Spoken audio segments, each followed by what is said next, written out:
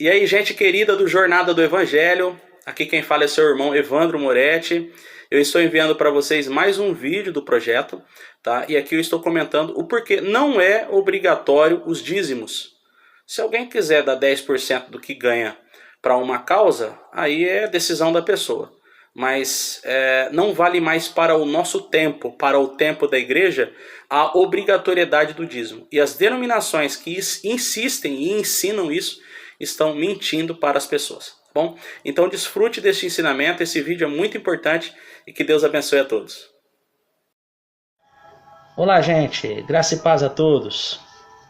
Bom, bastante gente tem chegado até mim e dito o seguinte: olha, eu ouvi a seguinte pregação: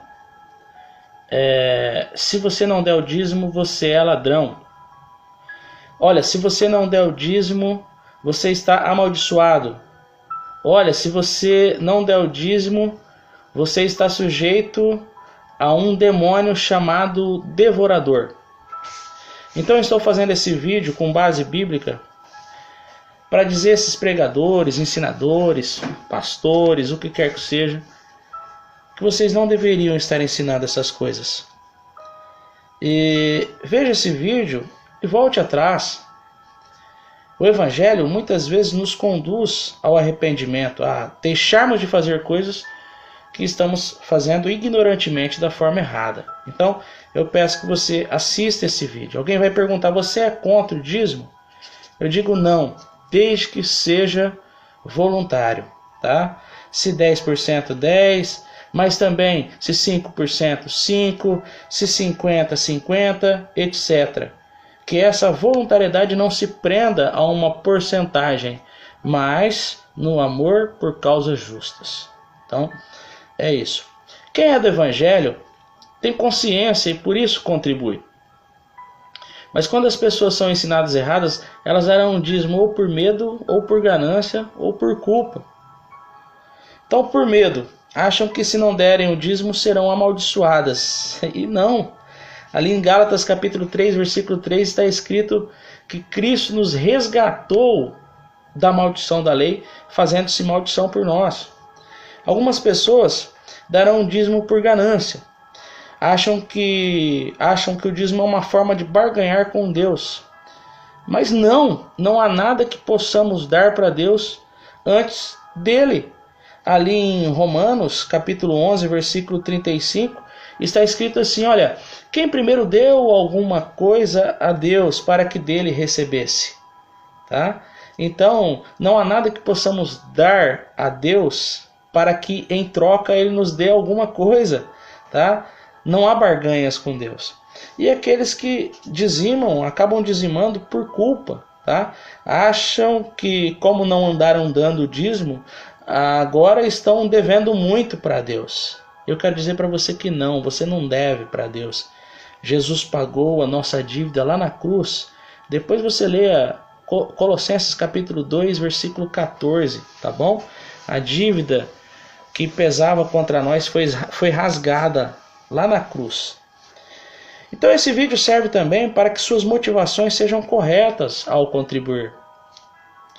Vamos lá. Eu disse no início sobre o que tem se dito por aí, sobre os dízimos, de que quem não dá é ladrão, quem não dá vai ser amaldiçoado, quem não dá vai ser pego pelo devorador. Que texto esse pessoal aí tem usado? Bom, eles usam Malaquias, capítulo 3, do versículo 8 ao 10. O que está escrito lá? Vamos ler. Malaquias, capítulo 3, versículo 8 ao 10. Roubará o homem a Deus? Todavia vós me roubais e dizeis: em que te roubamos? Nos dízimos e nas ofertas. Com maldição sois amaldiçoados, porque a mim me roubais, sim, toda essa nação. Trazei todos os dízimos à casa do tesouro, para que haja mantimento na minha casa, e depois fazei prova de mim nisto, diz o Senhor dos Exércitos.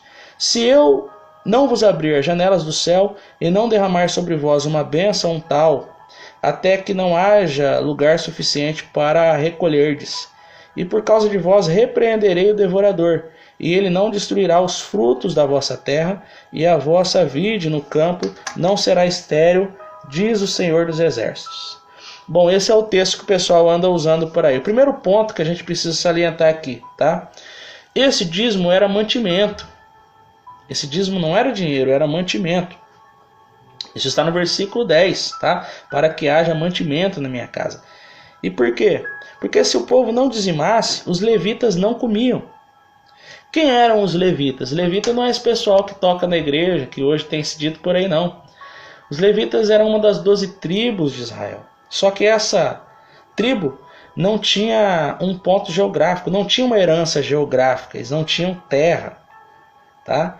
Então a herança dos levitas era cuidar das coisas espirituais, da manutenção do templo, tá? De carregar os utensílios do tabernáculo, a arca da aliança e por aí vai. Isso está escrito lá em Deuteronômio capítulo 10, versículo 9 e em Deuteronômio capítulo 18, versículo 1. Eles deveriam então, por não terem herança, ser mantidos pelas outras 11 tribos. Então, as 11 tribos recolhiam mantimentos, dízimos, ofertas, para cuidar dos seus irmãos, os levitas, que também eram trabalhadores e precisavam comer. Trabalhavam no templo, trabalhavam com as coisas que eram espirituais, mas, como todo ser humano, precisavam de alimento. Então, esses eram os levitas. Eles precisavam ser mantidos. Então, detalhe, Deus não estava pedindo dinheiro. Deus estava preocupado com seres humanos. Se não houvesse dízimo, eles morreriam de fome. Tá? Esse é o primeiro ponto. Deus estava se preocupando com o próximo. O segundo ponto é que essas pessoas que gostam tanto de falar do dízimo usando o Antigo Testamento, então por que não cumprem a ordem de a cada 3 anos darem o dízimo ao órfão, à viúva e ao estrangeiro?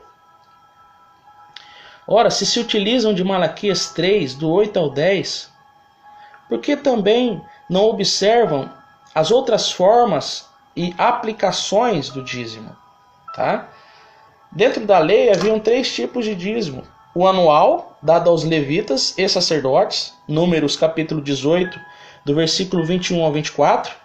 O anual para a festividade, Deuteronômio capítulo 14, do versículo 22 ao 27.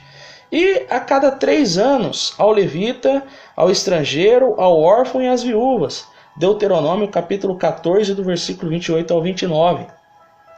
Porque observam o dízimo e pregam com essa vibração toda, mas não o aplicam em sua totalidade. Eu acho estranho isso. Tá bom? Terceiro ponto a salientar sobre Malaquias capítulo 3, do versículo 8 ao versículo 10, é que o devorador não era um demônio, era um inseto e era um gafanhoto. É bom a gente lembrar que a nação de Israel tinha o dever e a obrigação do dízimo para com os levitas. Tá certo? Aí chega alguém e diz, olha, o dízimo é antes da lei. Evandro, não ensine isso para as pessoas. Você está impedindo que as pessoas sejam abençoadas. Elas devem continuar dando dízimo, porque o dízimo é antes da lei. Lembre-se que Abraão deu o dízimo ao Melquisedeque. Tudo bem. Ok.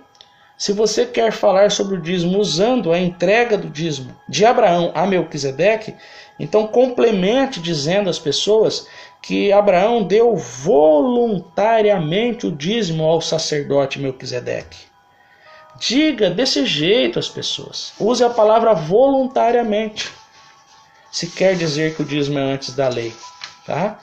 Num ato de voluntariedade, Abraão entrega o dízimo a Melquisedeque, que era rei de justiça. Tá? É um episódio que acontece na Bíblia. Tá? E não dá uma sequência naquilo. Tá bom? Aí chega alguém e diz também, não, Jesus não aboliu o dízimo. Está escrito lá em Mateus capítulo 23, versículo 23. O que está escrito lá em Mateus capítulo 23, versículo 23? Está escrito assim, ó. Ai de vocês, mestres da lei e fariseus hipócritas.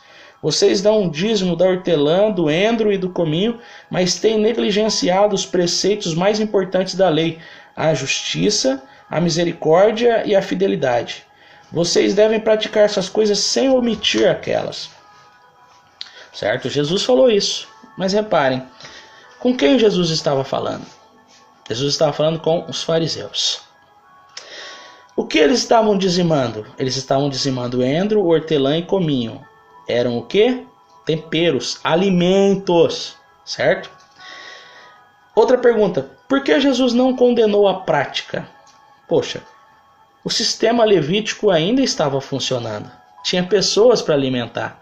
Então, em Mateus capítulo 23, versículo 23, Jesus não está pedindo dinheiro. Jesus está se preocupando com o próximo. Ensinem isso às pessoas.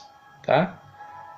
Agora, é fundamental que se ensine, que se diga também, que Jesus não inaugurou a nova aliança, o Novo Testamento, em Mateus capítulo 1. Tá? Jesus não inaugurou a nova aliança, o Novo Testamento, antes da cruz. A nova aliança foi inaugurada na cruz e não antes disso. Então o que isso significa? Significa que é perfeitamente normal Jesus ter falado sobre o dízimo. Ali em Gálatas capítulo 4, versículo 4, está escrito que Jesus estava sob a lei. Vamos ler? Gálatas 4:4. Mas vindo a plenitude dos tempos, Deus enviou seu Filho, nascido de mulher, nascido sob a lei. Viu? Jesus estava sob a lei. Jesus se circuncidou. Você precisa circuncidar? Não. Jesus, quando foi criança, foi apresentado, seus pais deram uma oferta por essa apresentação no templo. Você precisa dar oferta quando seus filhos são apresentados? Não. Quando Jesus curou os 10 leprosos, ele disse, vai e apresenta-se ao sacerdote. A gente precisa se apresentar ao sacerdote ao receber uma cura? Não. E por que isso estava acontecendo? Porque Jesus estava sob a lei. E foi assim até a cruz. Ali em João capítulo 19, versículo 30, quando Jesus dá o brado, está consumado, isso indica que a partir daquele momento estava imperando a nova aliança, a graça, o Novo Testamento. Ok? E nós? Nós estamos debaixo da lei? Não, de forma alguma. Lá em Romanos capítulo 6, versículo 14, diz o seguinte, nós não estamos debaixo da lei, mas debaixo da graça. Ali em Romanos capítulo 10, versículo 4, está escrito que o fim da lei é Cristo, para a justiça de todo aquele que crê. Então nós não estamos debaixo de lei. Tá? Então, meu querido irmão, irmã, você que crê em Jesus está na graça, querido. E como é a contribuição financeira na graça de Deus? Ora, 2 Coríntios capítulo 9, versículo 7. Cada um contribua segundo propôs no seu coração, não com tristeza ou por necessidade, porque Deus ama o que dá com alegria. Percebeu que o apóstolo Paulo, tendo sido fariseu, por grande parte da sua vida, não fala em nenhuma de suas cartas sobre o dízimo? É de se pensar. Analise com cuidado, com carinho, tá bom? E como é a contribuição no Novo Testamento? Gálatas 6:6. O que é instruído na palavra, reparta de todos os seus bens com aquele que o instrui. Ora, aquele que tem uma consciência do Evangelho sabe que precisa, que por gratidão, que por amor, vai contribuir com as pessoas, tá bom? Pregadores, falem o Evangelho, ensinem o Evangelho puro e simples, sem invencionices e sem se recorrer a textos da lei para se beneficiar. Tá? Irmãos, queridos, perceberam que a causa é justa? Contribua. Ainda há muita gente séria fazendo coisas certas. Tá? Mas não apenas numa igreja, porque a igreja somos nós. Mas se você perceber que um irmãozinho, que uma irmãzinha está precisando de ajuda, vai lá de forma discreta e o abençoe, o ajude. Tá certo?